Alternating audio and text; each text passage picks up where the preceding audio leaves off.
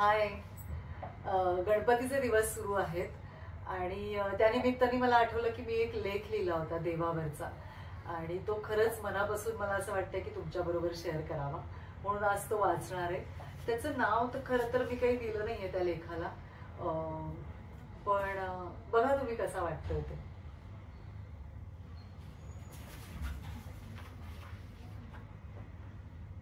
मागच्या महिन्यात शूटिंग निमित्त बाहेरगावी गेले होते. चित्रपटाचं शूटिंग होतं. शेतात, शेतावरच्या घरात, विहिरीवर अशा गावातल्या लोकेशनवर शूट होतं. दिवसाचे सीन्स असल्यामुळे लवकर पॅकअप झालं. बाहेरगावी गेल्यावर ना शूटिंग संपलं की काय करावं हा प्रश्नच असतो.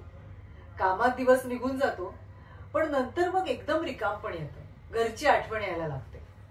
त्या दिवशी असंच काम संपलं आणि ज्या घरी शूटिंग चालू होतं तिथल्या आजी मला म्हणाल्या, अगं बाय, इथे एक देऊळ आहे छानसं, छोटंसं पण जागृत देवस्थान आहे, जा दर्शनाला, बरं वाटेल. मलाही वाटलं आता काही काम तर नाहीच आहे, जाऊया जरा, तेवढाच फेरफटका. देऊळ खरंच खूपच छान होतं. आजूबाजूला गर्दराई, खूप फुलं आणि एकदम हेमाडपंथी देऊळ. शांत आणि थंड होतं. वाटलं ही शांतता, हा गारवा मनाला लाभायला हवा. छोटंसं कसलं, खूपच प्रशस्त होतं देऊळ. परिसरात प्रवेश केला आणि गंमत वाटली. खूप गर्दी होती, पण मौन व्रत असल्यासारखे सगळे शांत होते. संध्याकाळचे 7 वाजले होते. आरतीची वेळ. दीपमाळा लागल्या होत्या. देवळाच्या गाभाऱ्यात लांबण दिवे होते. पंचारती सज्ज होती. धुपाचा दरवळ होता. तबला आणि पेटी सुद्धा होती. म्हणजे आरती कशी अगदी सागर संगीत होणार अशी चिन्ह. अगदी पारंपरिक पद्धतीने आरती झाली आणि मग दर्शनासाठी रांग लागली. इथे म्हणे देवाशी मनातूनच संवाद साधायचा, बोलायचं नाही. जर बोललं ना तर आपली इच्छा पूर्ण होत नाही असं म्हणे. आत्ता माझ्या खरी गोम लक्षात आली ती या शांततेची. वाटलं ज्याला कोणाला हा साक्षात्कार झाला असेल ना त्याचे ऋण मानायला हवेत, कारण त्याच्यामुळेच ही अद्भुत शांतता अनुभवायला मिळते. नाहीतर तुम्हाला माहितीये ना, देऊळ म्हटलं की भक्तांचा कल्लोळ, नुसता आवाज. आरती झाल्यानंतर गाभाऱ्याच्या डावीकडून रांग लागली. प्रत्येक जण आत जाई, देवाशी हितगुज करे आणि उजवीकडून बाहेर पडे. खूप इच्छा, अपेक्षा, मागण्या, नवस घेऊन जात होते सगळे भक्त. मी देवाला लांबून नमस्कार केला आणि एका खांबाला टेकून मंडपात शांत बसले. शांत. डोक्यात विचारांची आवर्तन सुरू झाली, एका मागून एक. माझी देवावर श्रद्धा नक्कीच आहे, अगदी मनापासून. देव ही एक शक्ती आहे, प्रेरणा देणारी, मनशांती देणारी.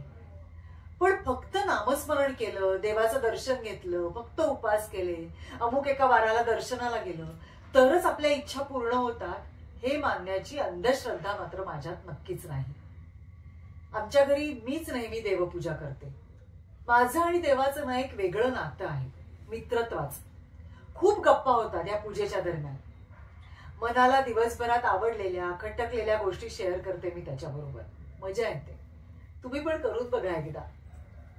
माझं जेव्हा लग्न झालं ना तेव्हा आई म्हणाली की तिकडे गेल्यावर इच्छा गणपती काढ रोज रांगोळीनं. आजही मी न चुकता तो काढते. पण मला असं वाटतं की मला भाऊ बहीण नाही, म्हणूनच आईने हा गणपती पाठवला असावा माझ्या जोडीला सोबत म्हणून. त्यामुळे माझं आणि त्याचं नातं तसं आहे. आम्ही भांडतो सुद्धा. मग राग जाईपर्यंत नवा गणपती काही आकार घेत नाही पाटावर. मुळात देव म्हणजे काय तर एक शक्ती, सकारात्मक ऊर्जा. आपलं काम म्हणजे देवच की. आपलं काम आपण जर मनापासून केलं, त्यातून आनंद घेतला तर त्याच्या बदल्यात आपल्याला हवी असणारी शांती, आत्मिक समाधान, धन सगळंच मिळतं की आपल्याला. म्हणजे फक्त देवदेव न करता आपण आपलं काम प्रामाणिकपणे करायला हवं. असेल माझा हरी तर देईल खाटल्यावरी ही वृत्ती मला हीन वाटते. स्वतः काहीही न करता सगळं खापर देवावर फोडायचं. ज्यांना स्वबळावर विश्वास नसतो ते ऐतखाऊ असतात. कष्ट करण्याची मानसिक तयारीच नसते त्यांची. फक्त देवावर भरोसा ही पळवाट आहे. हे सो कॉल्ड भक्त मला पटत नाहीत. ह्या विचारांच्या आवर्तनांमध्ये एक आवर्तन आलं, वेगळ्याच लयीचं. म्हटलं देवाला सुद्धा कंटाळा येत असेल ना अशा भक्तांचा. जशी आई आपल्या अपत्याला संस्कारित करते, शिकवते आणि मग एक चांगला माणूस तयार होतो, तसंच देवाला पण वाटत असेल ना की आपला भक्त स्वबळावर स्वतःच्या पायावर उभा राहावा. पण तो तर अधिकाधिक अवलंबून राहायला लागतो देवावरच. खर तर नास्तिक देवाला खूप आवडत असावेत. कुठलाही स्तोम ते माजवत नाहीत.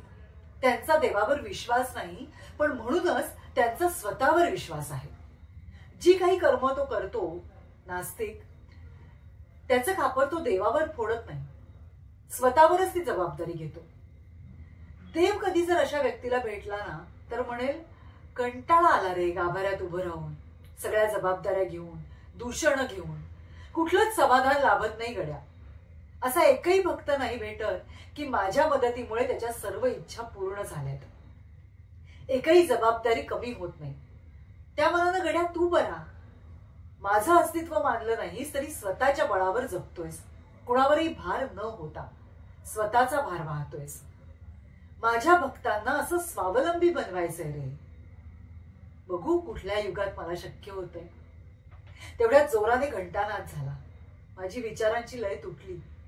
वाटलं की मनातल्या विचारांना बरोबर आहे असा कौल मिळाला का. शेजारतीची तयारी. देव बाप्पाला शेजारती म्हणून शांत झोपायची विनंती करत होते भक्तगण. पण त्याच्या डोक्यात एवढ्या जबाबदाऱ्यांचा कल्लोळ असताना कशी शांत झोप लागणार त्याला. देवळातून निघाले. 3-4 तास गेले कळलंच नाही.